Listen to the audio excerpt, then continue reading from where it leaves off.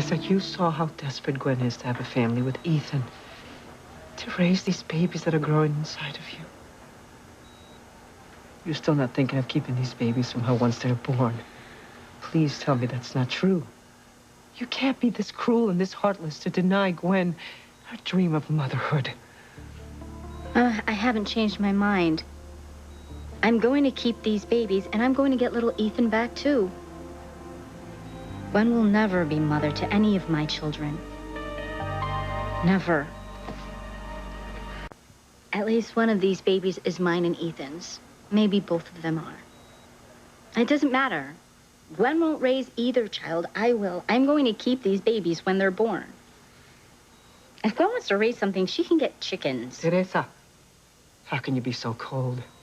These babies mean everything to Gwen. I don't care. My mind is made up. I'm going to get little Ethan back, and I'm keeping these babies. Dios mío. Ayúdame, por favor. ¿Cómo hemos llegado a esto? Where did I go wrong? I brought you up in the church. I raised you to know God, to live by his rules, and here you are, talking about using two innocent lives as a means of revenge. Don't get worked up. This isn't good for you. If only your father were here. If only he hadn't disappeared. Maybe things would be different. Maybe we could have taught you right from wrong. Mama, stop blaming yourself. How can I, Teresa? I feel like I've let you down, failed you somehow. Mama, stop it. You are the best mother that anyone could ask for. You've always been there for me. Always. Papa's the one who let us down, not you. He abandoned his wife and his children, and he left us here to fend for ourselves. You and Luis worked yourselves to death just to make ends meet. Still, that wasn't enough. You had to send Paloma away to Mexico so that Tia Maria can take care of her. Just to have the basic necessities of life? I mean, Paloma's been away from us all these years because of him. His running away from us messed up all of our lives. He's the one that failed us, not you. Please, don't speak of your father that way. Mama, stop defending him. He bailed on us. I never want to see Papa's face again. I don't want to talk about Papa. What's the point? I mean, he's gone and he's never coming back. You don't know that, Mija. And until I know if your father is dead, I'm not giving up hope. You've been waiting for him to come back for how many years now? All that time, you could have moved on. You could have found new love and been happy again. Instead, you wasted it, holding on to a fantasy that Papa would come back. Don't feel sorry for me, Teresa. It was my choice to wait. And I would do it again. I made my choice too, Mama. I'm keeping Gwen's babies. But they're willing to give your son back to you now. Only because I have something that Gwen wants. She's not doing what's right. She's treating my son like a ping pong ball with no thought to what all this upheaval has done to him. No, I can't let her get away with this. She's going to suffer the way she made me suffer. Can you just let it go, Teresa? She's the one that started this. She and Rebecca. They took away our jobs, our home, and our dignity. They did everything in their power to destroy our family. And the stress of all that made you sick. No, I cannot blame them for my blood disease. I blame them for making a bad situation worse. If you had had your job at the cannery, you would have had health insurance. And you would have come to see Dr. Russell the minute you thought something was wrong. And she would have been able to help you with your condition before it became life-threatening. No, Mama. Gwen and Rebecca did this to you when they declared war on me. And now, I'm fighting back. But what you're planning, Teresa, it's just going too far. They took it too far first when they stole little Ethan from me. They crossed the point of no return. No matter how much I begged and I pleaded, and how desperately little Ethan wanted to be with me, they kept my son from me, his mother. I can still hear him crying when Child Protective Services tore him from my arms. Mommy, don't leave me, he said. But I had no choice. You know, I don't know if little Ethan understands why Mommy let him go. And I wonder if he ever will. I know, Mia. I remember when I had to give Paloma to my hermana Maria to live, and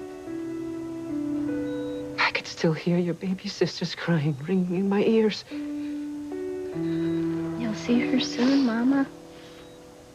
Luis and Sheridan will bring Paloma home before long. And then the two of you can start making memories together. Yes, but how do you make up for all that lost time?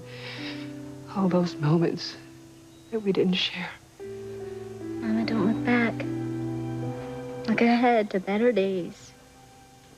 Yeah. I just pray your sister realizes what a good life she's had in Puerto Arena.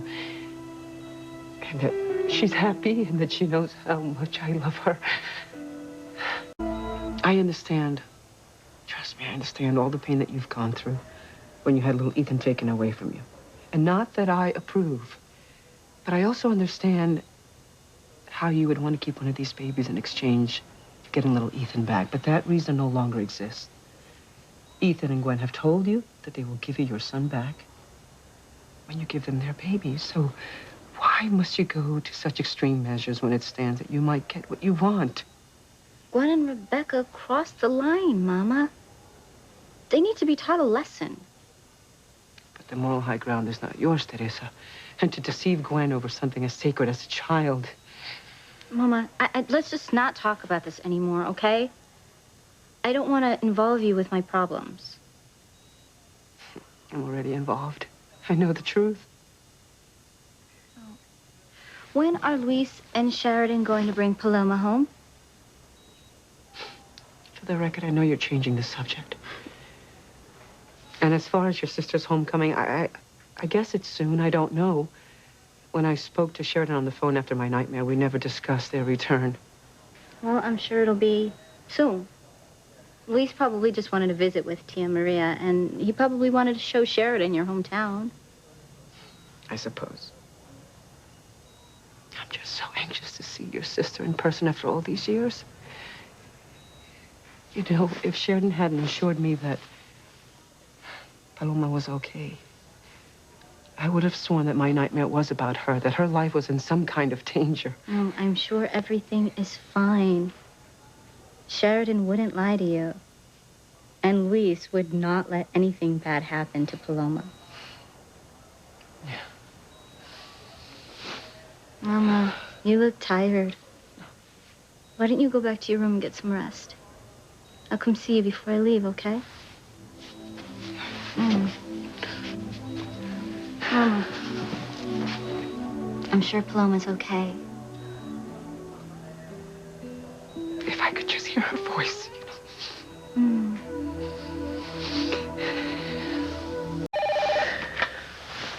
Hello? Mama. Hey, it's Luis. Oh, mijo. I was hoping you'd call. Yeah, well, I'm sorry I would have called sooner, but, well, you know, we've been busy. Did Sheridan tell you I called? No, Sheridan didn't tell me you called. Well, she probably didn't want to worry you. I called because I had had a nightmare about one of my daughters being in danger. I thought it was Paloma, but Sheridan assured me that she's all right. Yeah, Paloma is right here. And she's doing just fine. In fact, she's waiting to talk to you.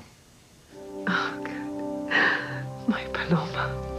Mi niña preciosa. Mama, she's waiting to talk to you.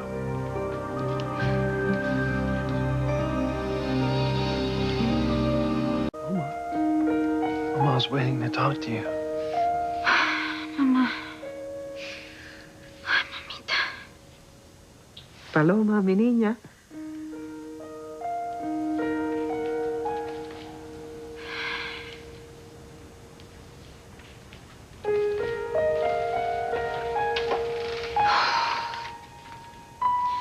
Mama, es Paloma. Hi, Paloma, my baby girl. Mi niña preciosa. Sí, mamá. Soy yo. It's your Paloma.